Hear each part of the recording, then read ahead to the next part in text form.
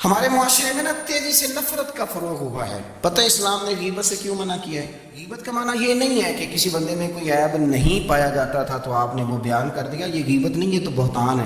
کسی میں کوئی عیب نہ پایا جائے تو وہ بیان کرنا وہ غیبت نہیں، وہ تو بہتان ہے۔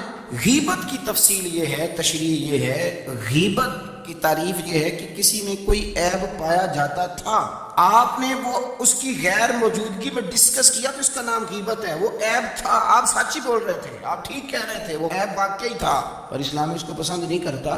اسلام کہتا ہے کہ اگر تو سمجھتا تھا یہ عیب ہے تو جا کے اس کی تبلیغ کر، اس کو بتا، اس کو کہہ میاں جی غلطی چھوڑ دے، تو نے ڈسکس کیوں کیا؟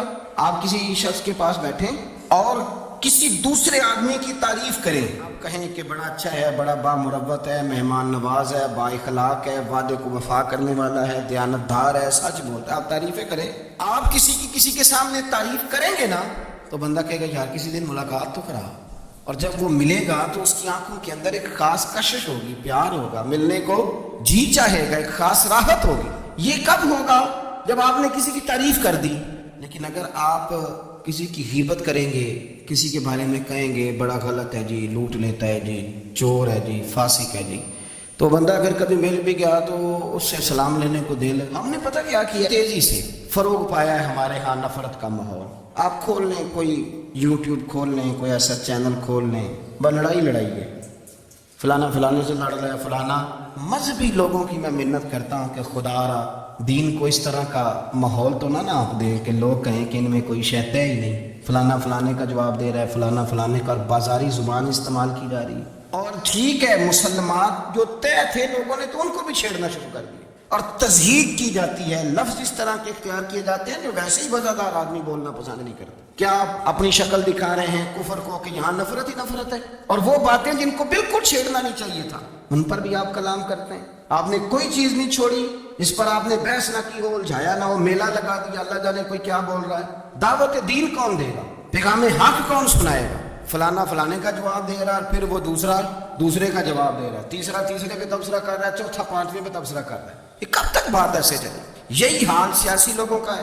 میرے ملک کا جو نوجوان اب بڑا ہو رہا ہے نا، میں بڑی ذمہ داری سے بتا رہا ہوں، وہ جیسے ہی بڑا ہوتا ہے تو وہ سمجھتا ہے میں ڈاکوؤں کے ملک میں پیدا ہوا ہوں، وہ سمجھتا ہے یہ شاید چوروں کی دھرتی ہے، وہ سمجھتا ہے شاید یہاں سب دھوکے باز ہیں۔ ہم اس طرح سے نچوڑ کے لوگوں کے دلوں میں نفرت بھری ہے، نچوڑ کے لوگ سمجھنے لگے ہیں اس ملک میں تو کوئی بندہ دیانتدار ہے ہی نہیں، کوئی بندہ اچھا ہے ہی نہیں، کوئی بندہ نیک ہے ہی نہیں۔ مذاق اڑ ایک صاحب میرے پاس آئے ہوئے تھے، کہنے لگے پیر صاحب 11 سال ہو گئے پولیس کی نوکری کرتا ہوں، 1 روپیہ رشوت نہیں لی۔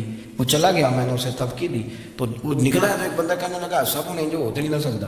میں نے کہا یار تو منشی ہے اللہ کی رحمت کا، یہ میرے رسول اللہ کا دین ہے اور قیامت تک لوگ اس پر عمل کریں گے۔ اس نے 11 سال کا ہے، وہ 40 سال بھی کہتا تو میں ماننے کو تیار ہوں۔ کیوں کچھی باتیں کرتے ہیں؟ آپ نے تو تباہی کر دی، کوئی بندہ ٹھیک نہیں بچا۔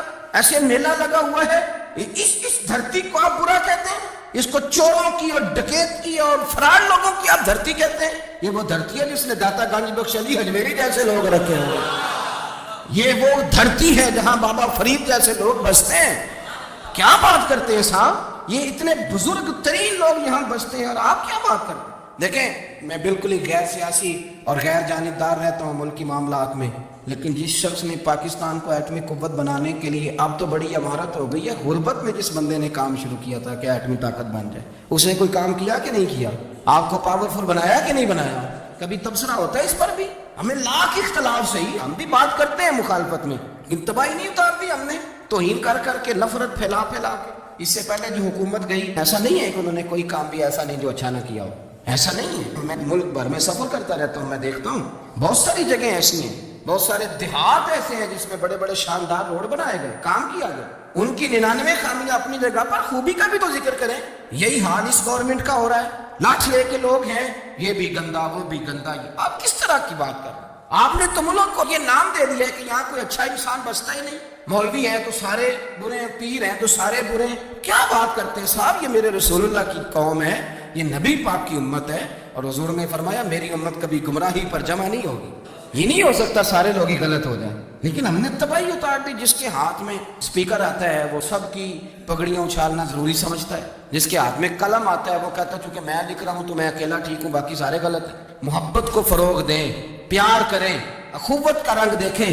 آتم تائی کی بیٹی مجرم بن کے آئی تھی، مجرم بن کے کلمہ نہیں پڑھتی تھی، اور اس کو سامنے کھڑے کر کے میرے نبی پاک نے فرمایا تیرا باپ کلمہ نہیں پڑھتا تھا پر اس میں عادتیں اچھی پائی جاتی تھیں، اس کی صفات ٹھیک تھیں. یعنی حضور تعریف کر رہے ہیں، نبی پاک تعریف، اور ہماری زبان گونگ ہو جاتی ہے تعریف کی دفعہ. جو میری بات مان گیا بندہ ٹھیک ہے، اور جس نے میری بات نہیں مانی وہ بندہ درست ہے. یہ گھنگ ہو جاتا ہے ہمارا مزاج. اپنی زندگی میں اچھے الفاظ ادا کریں.